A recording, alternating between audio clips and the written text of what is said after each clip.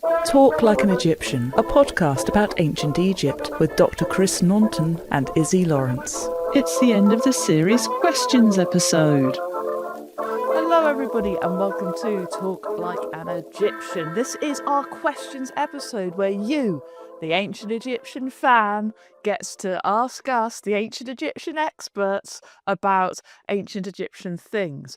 With me, Iszi Lawrence is over there, if you have a look. That is Dr. Chris Naunton. Hello, Chris. Hello, Izzy. Hi. I thought you were Hello. talking to me then when you said you, the Egyptian fan, get to it. I was thinking, is there anyone else here? Are you I just mean, asking me or I anyone? think I am what I would call an amateur, in that it basically means love of the thing, doesn't it? That's what amateur means. It basically does it? means amour. Oh. Yeah. Amour means love, and so it's just basically somebody who loves stuff. So an amateur. What's the There we ter go. part? I What's mean, the ter part. I believe ter is wing, isn't it? Like helicopter I don't and know. sorry, heliaco. In what language is this? Greek, I think. Oh, Ter. right. But I don't know if that amateur. Didn't I don't know. think it's got the P in there, so I don't I- think that's right. I'm I'm basically all- making jokes. Yeah. Sorry. And here It's I- all right. yeah, but what's the etymology of that? Exactly. I'm all for bigging up the word amateur, actually, because it has sort of connotations of not professional and therefore not very good. If somebody fixed your toilet and did an amateur job of it, then it wouldn't be fixed properly. But it'd be fixed by somebody who loved toilets. Yes, there'd be a lot of love in it. That's true. Yeah. Yeah. I'm regretting the choice of analogy here. But what I mean is just amateur in my field. Bring it back to the subject of our podcast. It can mean very good things. Like so sort of what would it mean? Like untrained, no professional training, maybe no professional job. And there are an awful lot of people in Egyptology who have neither of those things and have done very, very good work. Exactly, Iszi Lawrence, extremely important, vital research and communication work. For example, have you done? Remind me, you read a book? Maybe I have. Maybe I have. Tomb? Yeah. Yes. Yeah. No. So anyway, amateur in Egyptology, not bad, not a bad thing. Well, we encourage you to send us loads of questions, which loads of you have done. So thank you very much. Yeah. Our first one comes in from Ben, and he says, "I saw on Instagram, Chris, that you were in Egypt recently. What were you up to?" Just wants to spy on you. That's yeah. What did you do on your holidays? Yeah. Well, I wasn't on holiday. That's the wrong thing to say. Yeah, depending on when the question came in, because I am in Egypt quite a lot. I have just got back on about a week ago from a trip where I was with a group for a couple of weeks, touring sites. Yeah, that was a kind of sort of general introduction overview to the absolute top highlights in the Cairo, Aswan and Luxor areas. So that was good. And then at the very end of that, I did a day of filming with that pesky TV presenter Dan Snow. he's a bit good looking and tall, isn't he? Everyone's tall, I like to think that I'm tall, but everyone's tall. You are tall. I am tall. Dan Snow is really tall. I met Dan Jones the other day. He's very tall. Yeah. It's basically the worst thing for going into tombs. So am I. Yeah. I'm 184 centimeters as I got measured by the doctors, which hasn't happened since I was a kid. So you're a bit taller than me, aren't you? I think. I don't know. I've got poofy hair, which helps. And I'm a girl, so I get to wear heels if I want. That's the other thing. Yeah, okay. Yeah, So I think I'm really not quite scary. 184. But anyway, was that the question? Was the question how tall are you both? Exactly. But my point being is that being tall is not good for going into tombs.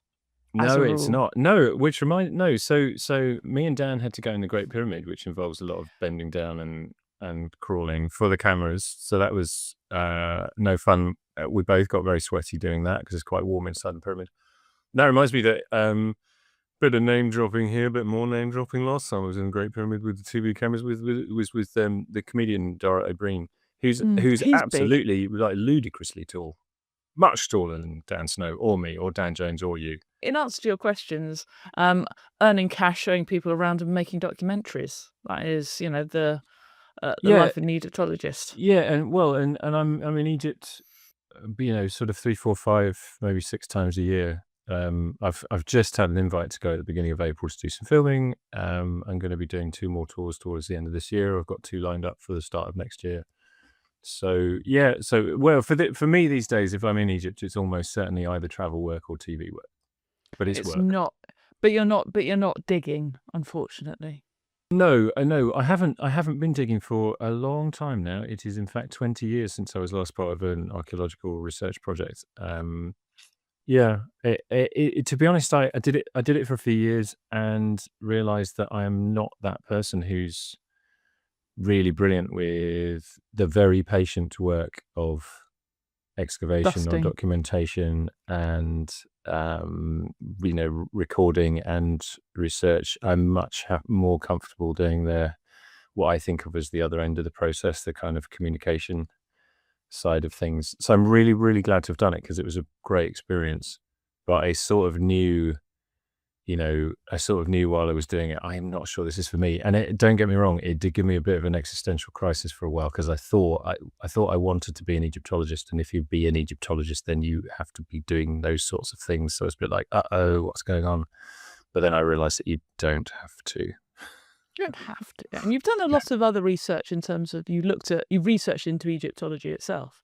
So you have collated a lot of information and put it out there and exactly. told the story effectively. Yeah, exactly. It reminds me when I was an undergraduate student, I was a student of ancient history and archaeology in the Department of Ancient History and Archaeology, as it was then at the University of Birmingham. And so we were all obliged to go on excavations at the end of the first year and the second year. And digging was a big part of everything that everybody did. And they had a day once where in a half term or something, or reading week or whatever, where all the lecturers in the department all gave a short presentation on their fieldwork, which was really interesting. What they all do in their sort of summer holiday. It's really interesting. But one guy stuck his hand up towards the end of the day. Another one of the lecturers who didn't have his own field project. He was a lab researcher. He was looking at things like animal and plant remains under a microscope. And he said, this is really brilliant. It was great, but there are a lot of us in the department that are doing stuff that isn't digging. Could we have another day? The day was called Seasons in the Sun. And he said, could we have another day called Lost in the Library, Lonely in the Lab, to do all of those other stuff? And first of all, I've never forgotten that title. This is like 25 years ago. I thought it was a brilliant title. But I'm one of those people, lost in the library, lonely in the lab, but neither lost or lonely. It's better. Also, I love the way they're sort of digging in the sun. Yeah, right. In Egypt, maybe. Yeah. In the UK, that is not an accurate archaeological experience. Yeah, It's that's more sort right. of getting... Yeah, we were rained off a few times when I was in Shropshire digging, I'm afraid, even in June. I was speaking to a archaeologist at the British Museum, and who was uncovering like incredibly ancient footprints, as in not human but human footprints. So we're talking about Heidelbergensis or something was the type Oh, of yeah. yeah. And these footprints were down in Norfolk on the beach and were only exposed for a short period of time before they would get eroded away. So they were being studied. Oh, wow. And you had the water spray coming in from the sea. Oh. You had the rain coming down from the land, but you also had the water runoff coming off the cliffs. So it was like getting wet in 3 directions. Yeah, wow. Try to record this data before they disappeared forever. But yeah, that I believe, I might be misremembering this, but I think there was something like 800,000 years old, which puts ancient That's Egypt nuts, in isn't it? perspective. Where's that? Where is that? It's in I've got to say it right. It's Haysborough, which isn't spelt Haysborough because of English spelling of things. It's like but it's down in Norfolk. On the coast. I did know about this. Yeah. Amazing. Amazing. I've got to say, sorry, we're miles off topic, aren't we here? But I've got to say, when I was an ancient history and archaeology student, there was a point not too far into that course where I was like, I think Egypt is going to be my thing. But I absolutely loved all of it. We did like medieval cathedrals, industrial archaeology, forensic archaeology, Greeks and Romans, ancient Near East, European prehistory, early mammals. I loved it. It was all great. It was all so interesting. I think this is I think why I've gone into the sort of type of history that I've gone into is I didn't study history at university. I got a science degree, which is useless. But I absolutely loved it, and I read up on it, and I can't pick a time. And it's all Yeah, fascinating, and the way that yeah. people find out about the stuff is fascinating. So let's do some Yes. speculation now Okay. about the colour of certain gods, because this is a comment that was left on your YouTube from Gandalf. Hatshepsut's green skin on the Lord of the Dead suggests decay to me, as when a corpse putrefies. It seems strange to say that Osiris was not unwell, because here in myth, never actually returns to the realm of the living. I might be overthinking this, is what he says. But but basically, we were discussing the fact that I thought, because you have a lot of gods, you've got Ahsoka as well, is depicted in green. And Yeah. I associate that with like corpses as well, and Gandalf associates that with corpses. But I don't think you do you? No, no, you're right. No, I had a bit of a think about this the other day, and no, I mean, what we would normally say, and I am very wary of just regurgitating like truisms about ancient Egypt, just because I learned them in a lecture theatre 25 years ago and have never questioned them. But what we would always say is that the green skin of Osiris is a way for the Egyptian artist to convey his life-giving creative powers. So the green is meant to represent or evoke plant life, and so the idea, which might seem a bit kind of contradictory, given that he's the lord of the underworld, and if we know anything about his story, is that he died and went to, or he was murdered and went to the underworld and is now in the underworld, dead forever as a corpse.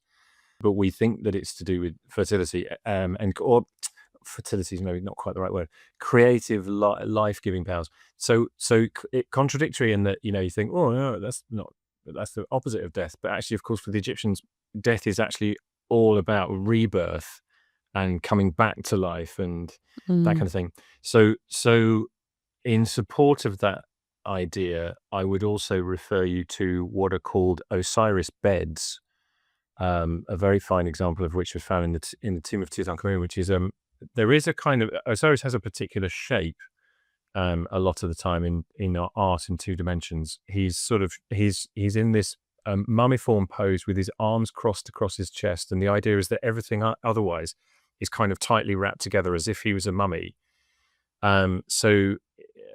It's difficult to describe, but that shape is quite distinctive.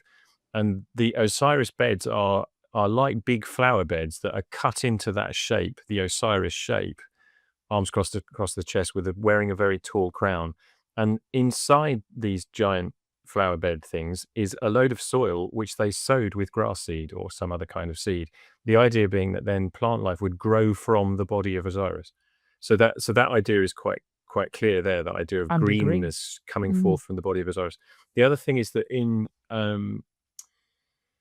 the Amduat and elsewhere, the Amduat being the Egyptians' name for the netherworld, the realm in which Osiris dwells, we occasionally see his tomb depicted, and that tomb is shown as a mound. I suppose, following the earliest Egyptian burials, which were basically simple tumulus mounds, mounds of stones and sand piled up over the top of the body. And when that tomb, the tomb of Osiris, is depicted in Amduat and elsewhere, there's usually a tree growing from the top of it. Again, evoking this idea that even though it houses the body, life then springs forth from it. So I think, on that basis, I think the green equals fertility, creativity, life force is right. The other thing is, the Egyptians never really depict. They do depict the corpse, but usually in sort of mummified form, and usually sort of ready for the next life. Again, there's no hint of any sort of like decay and that kind of thing is no not a mushrooms part of growing it. out of people.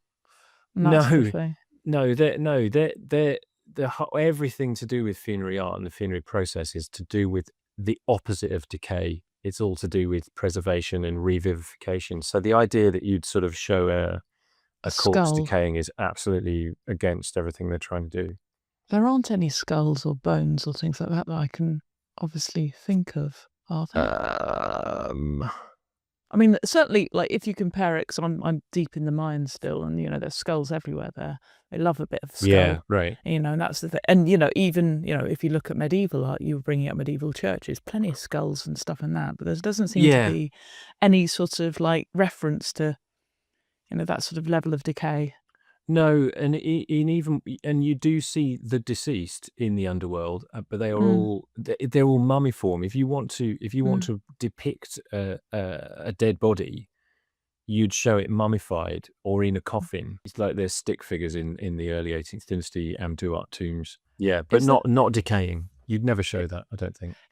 Answers on a postcard if I've got that wrong. Is it also maybe that it's to do with the expense of the colour as well? I mean, it might be that the paint colour itself was quite hard to keep. Certain paint colours are always going to be more difficult than other ones, and so they might reserve green for very specific, special people.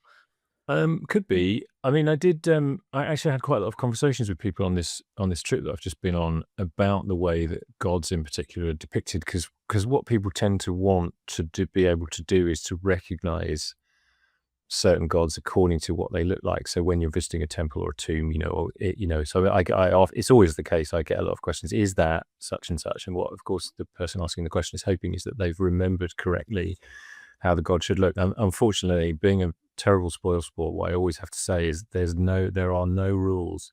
So even if such and such a god or goddess, looked like that in the last place we visited, and here's a figure that looks identical, it doesn't mean it's the same god.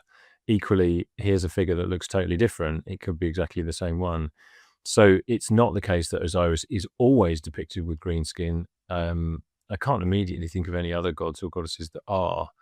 But skin color is one of those things that can be very fluid. So you see green, you see blue, you see the red.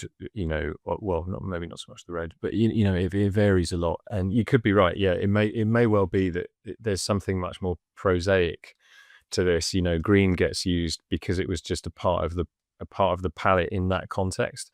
There's lots of greens in the tomb of Nefertari. Osiris has green skin in there.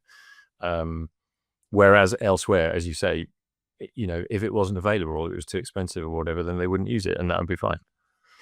Indeed. So, next question from Yulia says, could you recommend some essential books on ancient Egypt that one should read? Thank you.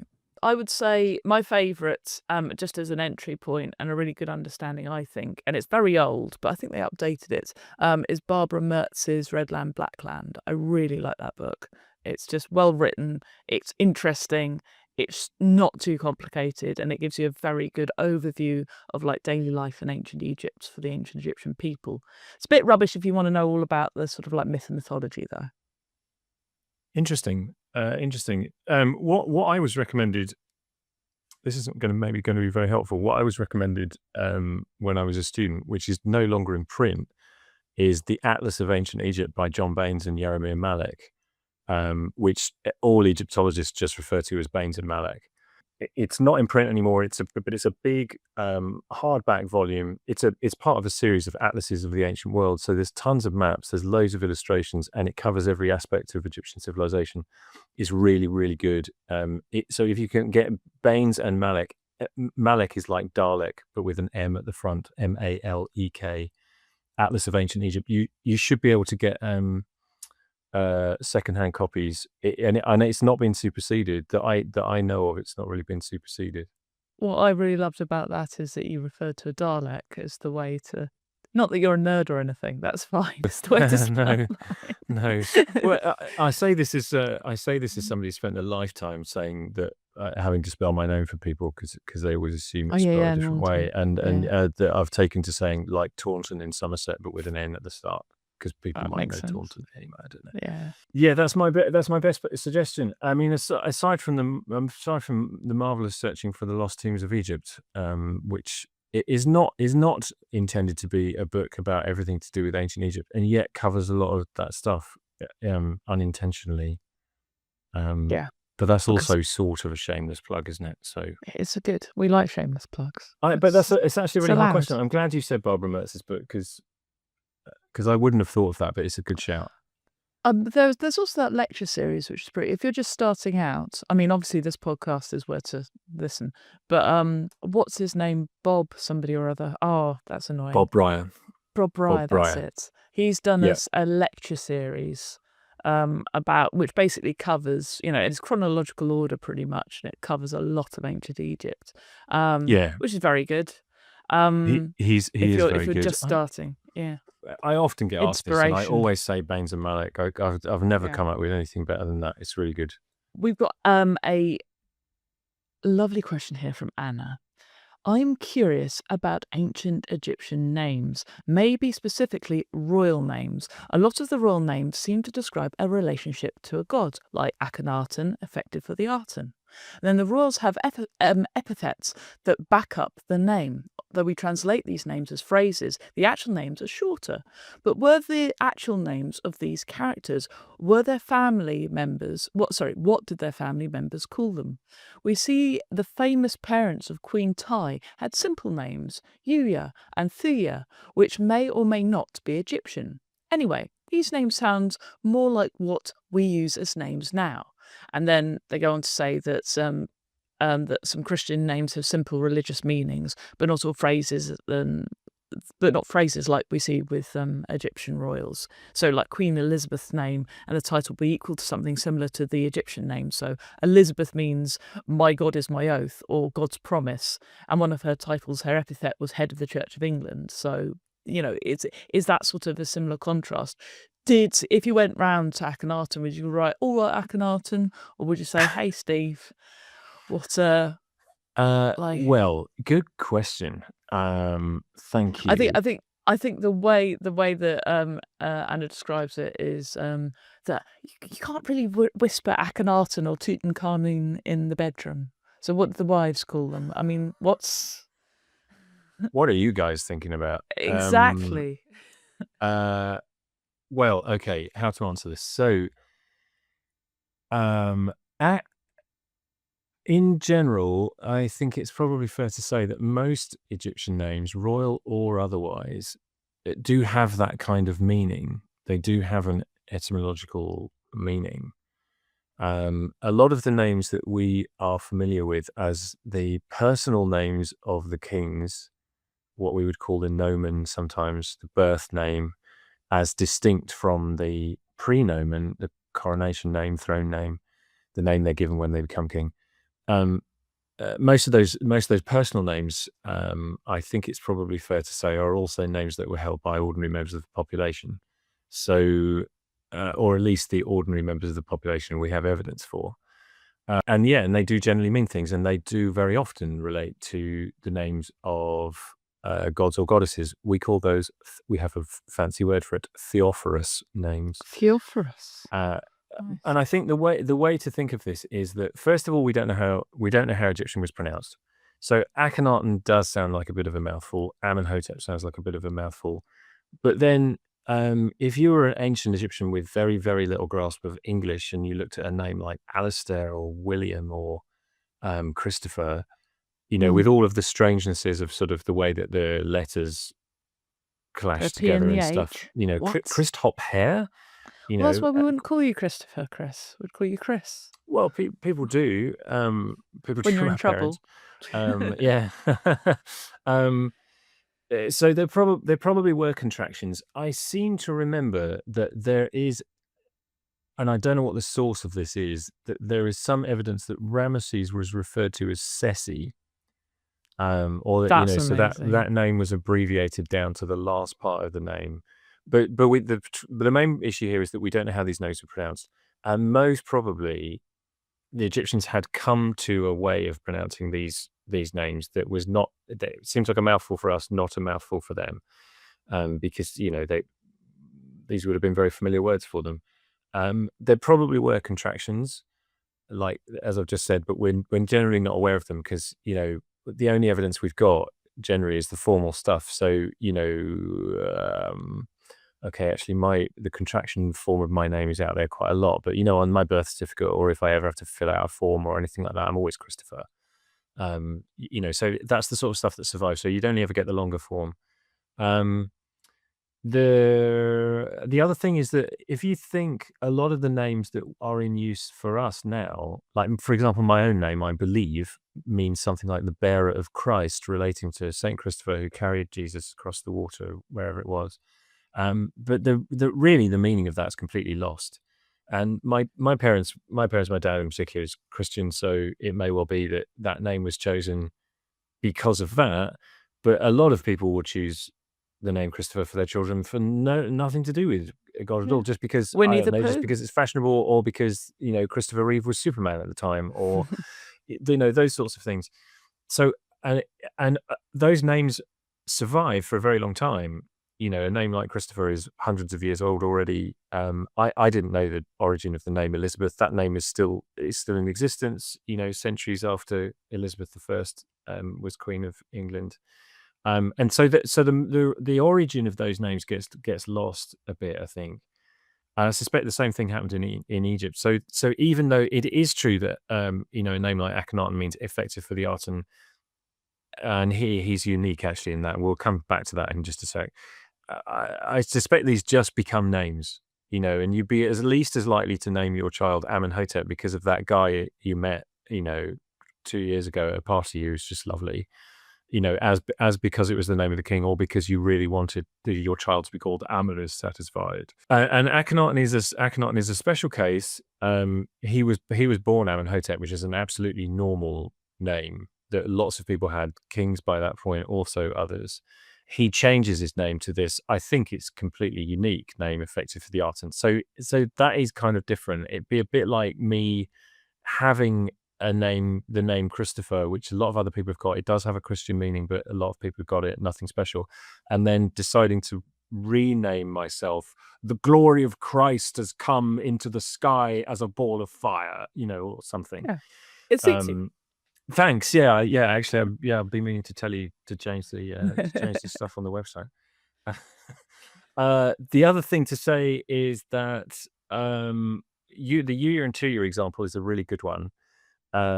We do have lots of names that either don't have any obvious meaning, or whose meaning has been lost. More likely, whose meaning has been lost, either because they are so old that they relate to, they come to us in a form that doesn't allow us to translate them, as it were, or because they're foreign names being written phonetically by Egyptian scribes who have no knowledge of what the name in the original language. So there are loads of names in the Libyan period for names Azorkon, Takaloth, Sheshonk, very common in that period. They're Libyan names, so they're just written phonetically. We have absolutely, because we don't know the Libyan language, we have absolutely no idea what they mean. But probably they did have some meaning originally. And I'm not a specialist in this, but my guess would be that the vast majority of all names that anyone's ever had originally had some meaning, and also the vast majority of those names, in the vast majority of those cases, the meaning is lost. And I would think the same is probably happening in Egypt. Mine's Izzy Light Sunday Morning, so that's very good. There you go. One of my favourite names that's been all over social media because of how surprisingly old it is Tiffany. That's a medieval name that was quite common. So it's just, and it seems like a very modern name, Tiff. It does, doesn't it? Yeah. Not. What does it mean? Do we know? We do. I don't remember, but we do. Thus proving my point. Boom. So we've got a very nerdy question here from Rosie. Did I miss and I've got to say Neferure. Am I saying Neferure? Did I miss if Neferure died before her mother Hatshepsut? Did Hatshepsut want her to marry her stepbrother Thutmose III and become his queen? So this is in reference to our Hatshepsut episode. But what do we reckon? Because Neferure was her daughter, wasn't it? Yeah, Neferure was a daughter of Hatshepsut and Thutmose II, and very, very unusually prominent in the archaeological and iconographic records. So she crops up in temple reliefs. There's a very, very fine set of reliefs in a re-erected chapel building, which is now in the open air museum at Karnak. Very, very fine, very nice reliefs of Hatshepsut and Neferure. Her name was written in a cartouche. She probably had a tomb out in what we now can see as a kind of royal cemetery out in the Western Wadis. And she was the god's wife of Ammon, which was a very important position at the beginning of the 18th dynasty. So she was clearly not just the daughter of king and queen, but even among royal daughters had unusual prominence. Neferure also was the tutee of Senenmut, the famous Senenmut, who became the foremost official under Hatshepsut, the probable architect of her temple at Deir el-Bahari, that sort of thing. The graffito of them Yes, being possibly naughty. more than That's- friends with Hatshepsut. Mm. Yes, salacious gossip mongers would have us say. So the simple answer is we don't know. I just actually had a quick squiz. This is a great question. I had a quick squiz at Aidan Dodson and Diane Hilton's really brilliantly useful book, The Complete Royal Families of Ancient Egypt, which has got family trees for all the various different dynasties, all the different family lines. It's really amazingly useful. They have Neferure as possibly having married Thutmose III, but uncertain. And as far as I could see, and as far as I know, there's no evidence of her having had any children. So in other words, I think what I'm getting to saying here is that she was extremely prominent in the record, but during the time before Hatshepsut became pharaoh in her own right, and I don't know this absolutely for certain, but I suspect that the evidence kind of peters out. That doesn't necessarily mean anything. She might have lived all the way through Hatshepsut's reign as pharaoh, well beyond into the time of Thutmose III. Might have married Thutmose III. They might have even had children.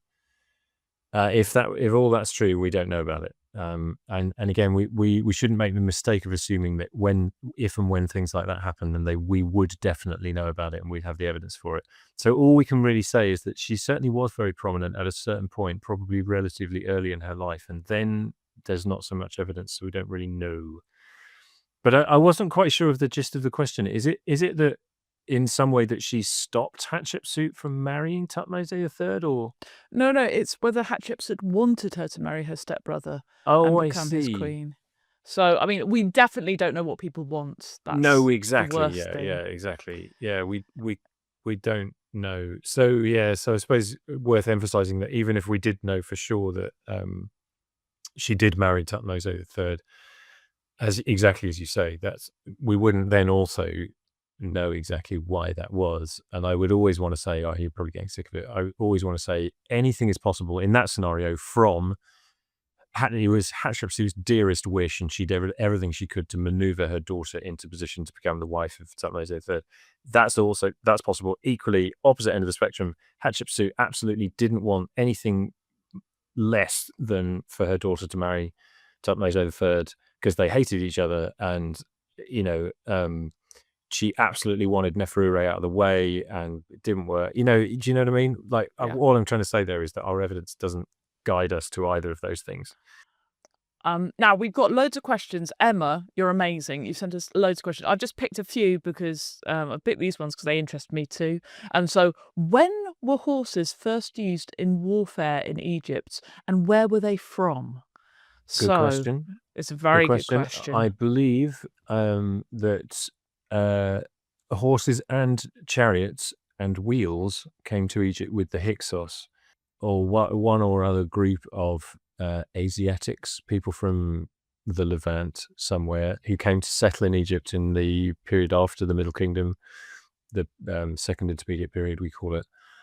Settled in the northeastern delta, came to take control of that region, and some of those kings came to take over more of the country. They brought with them a lot of weaponry and other military hardware, including, I believe, horses and chariots. And so those are introduced into Egypt at that point and adopted by the Egyptians themselves, and of course by the following New Kingdom, the horse and chariot with Pharaoh at the wheel, as it were. It becomes absolutely a essential part of the iconography of the king. It's really, really strange, though, to think that for the Old Kingdom and for the Middle Kingdom, no horses, no chariots.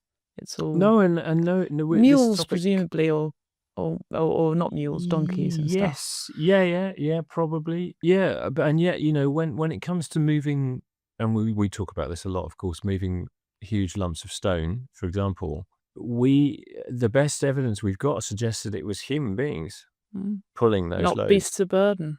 No. Amazing. Which might seem a bit mad, but that was apparently how they did it.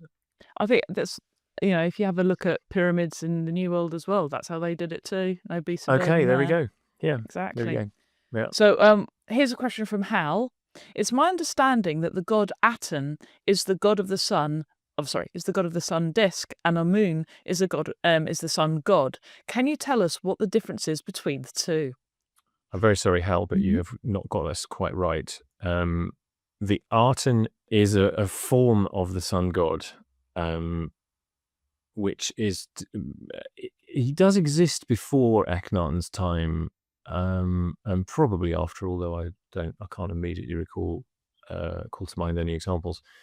But the vast majority of the evidence we've got for the Aten comes from the time of Akhenaten, during which he is, I think, pretty much universally depicted as a disk of the sun, with the sun's rays descending downwards with little hands on the end. Thank you, Izzy.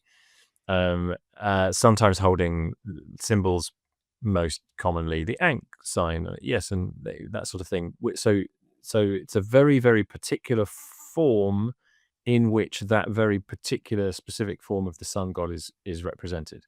So the Aten is... we always say it's a particular form of the sun god, and it's true that the sun god can appear in lots of different ways. So for most of Egyptian history, the name of the sun god is Ra, but almost all gods can be combined with others as well. So Ra is sometimes combined with Horus, who is in his horizon. So that Egyptian name is Ra Horakhti. He can also be combined with Amun as Amun-Ra. So in that sense, Amun, who is the preeminent Egyptian god from the time of the New Kingdom onwards at the latest, is kind of a sun god, but only in combination with Ra. Amun on his own actually doesn't really have much of a backstory, and doesn't really have any sort of particular qualities in the way that other gods do.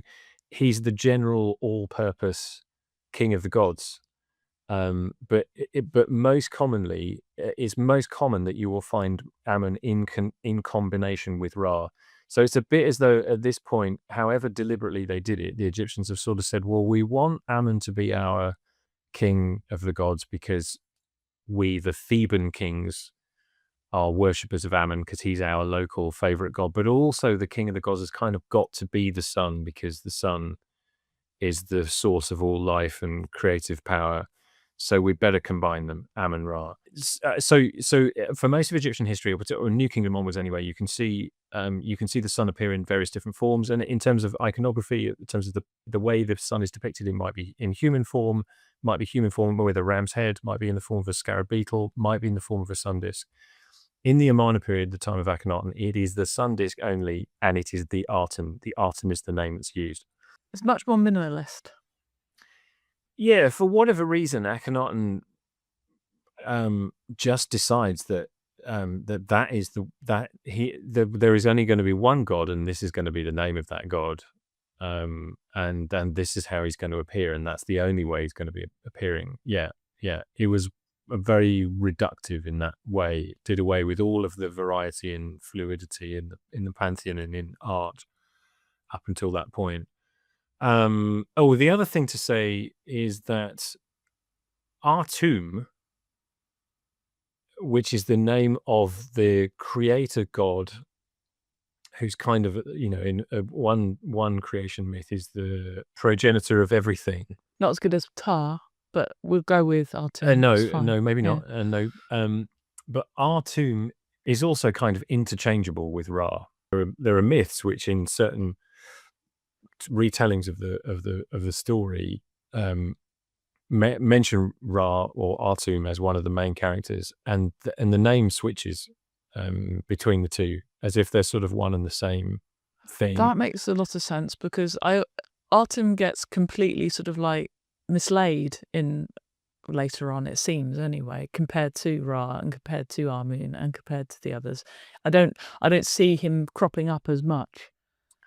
No, and I spent a lot of time on this trip just recently, actually having conversations with people about how fluid Egyptian religion is. So again, back to that point I was making earlier about how you can't rely on gods and goddesses looking a certain way, because they might look different in different contexts, and equally a god who has such and such, or a figure that has such and such an appearance might be one god in one scene, and then you look at another scene and it's an identical figure, but the hieroglyphic label says it's something else.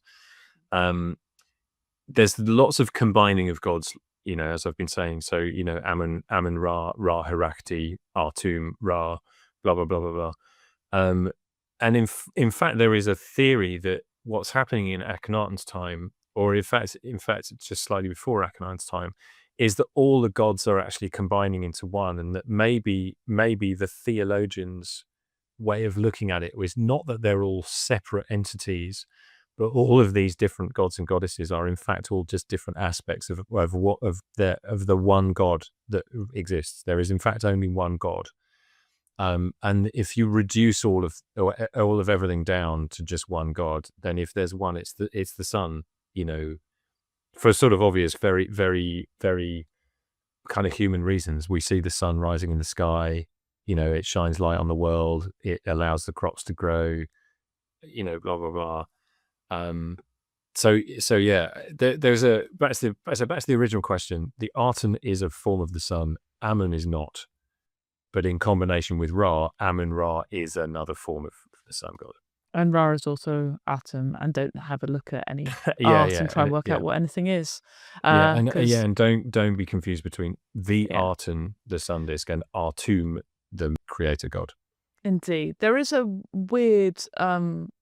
I find it very weird how fluid the religion is, but how strict the art is, and how strict the language is. It's a really weird combination where you've got all the structure is visual, even though we say that but we don't know what gods look like, but they're all done in the same way.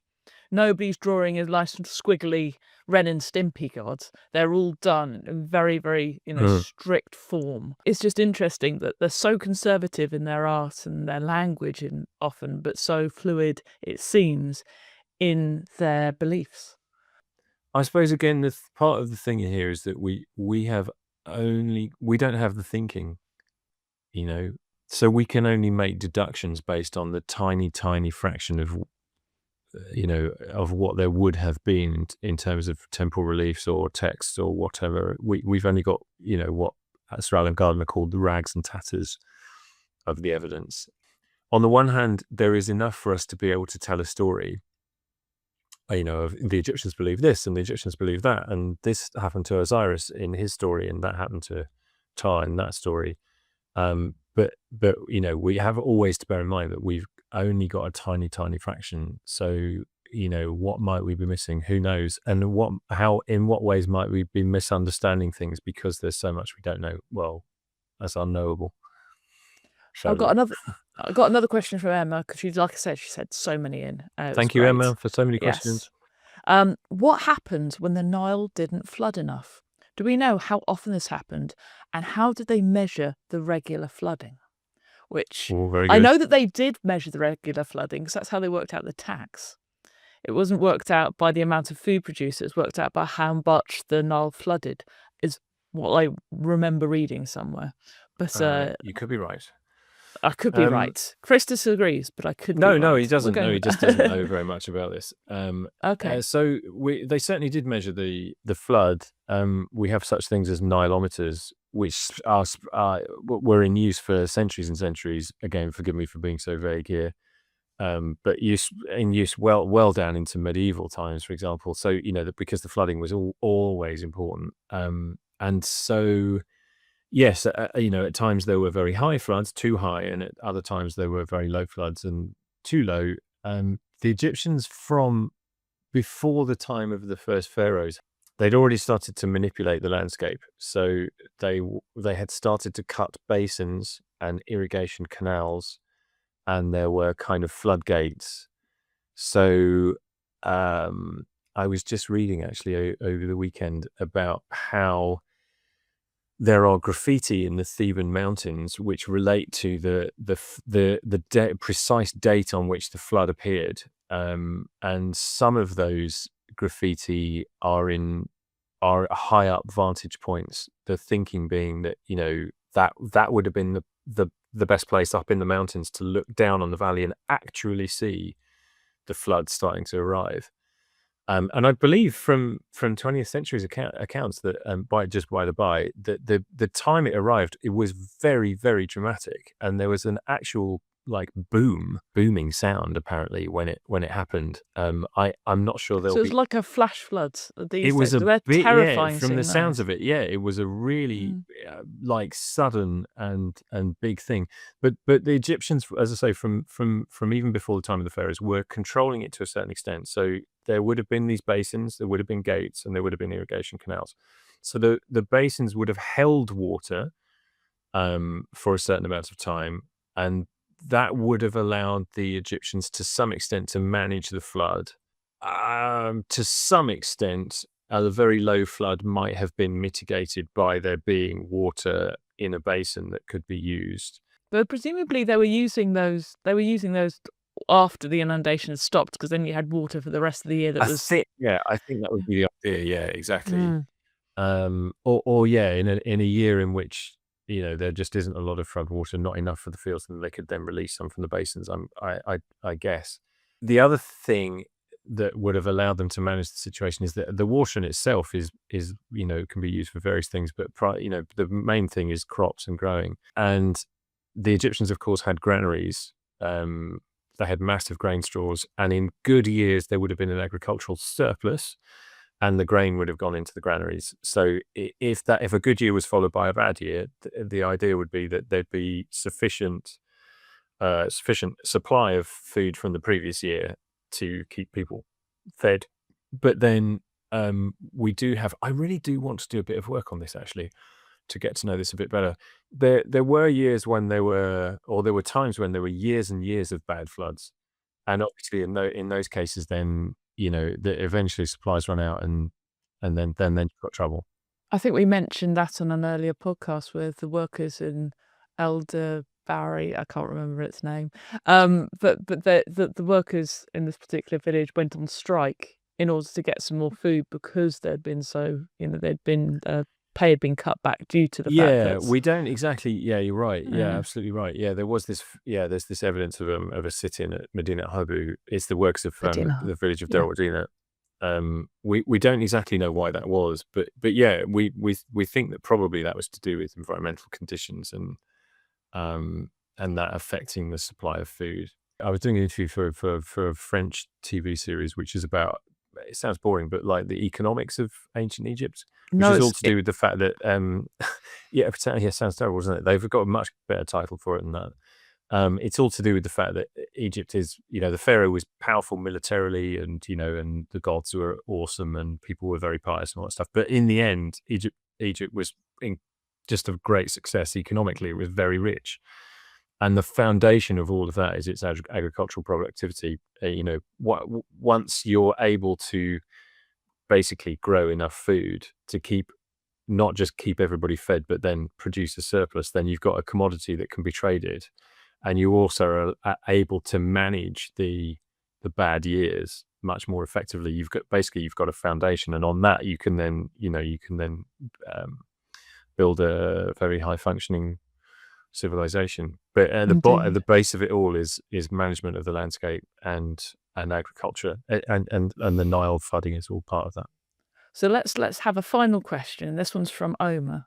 This may be a bit out of topic, but I'm a student at high school and I wanted to learn to read hieroglyphs. But I've got Mm. zero idea where to start. What should I do? I'm a big fan of this cast. So, Oh, I'm what would you do great. if you want to learn how to read hieroglyphs? If you want that headache in your life? Well, hi, Ömer. That's a great question.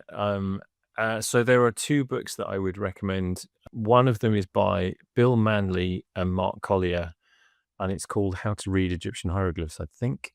Does yeah, what it says on the tin.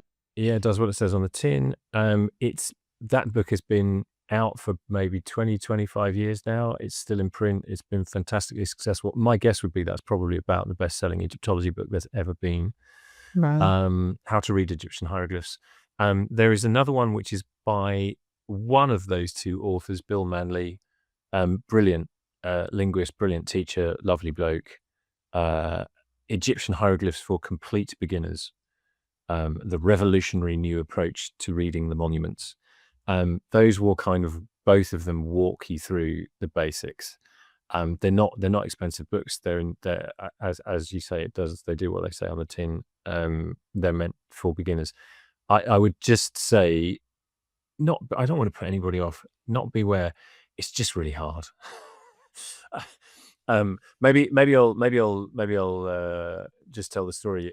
You sort of think, I certainly thought before I was doing it that this was going to unlock the secrets of the pharaohs, and I'd be initiated into I don't know, a sort of room where there was all incense and and people chanting or something, and then I would be Bembridge scholars. but something like that. Yeah, don't say that. I hate that.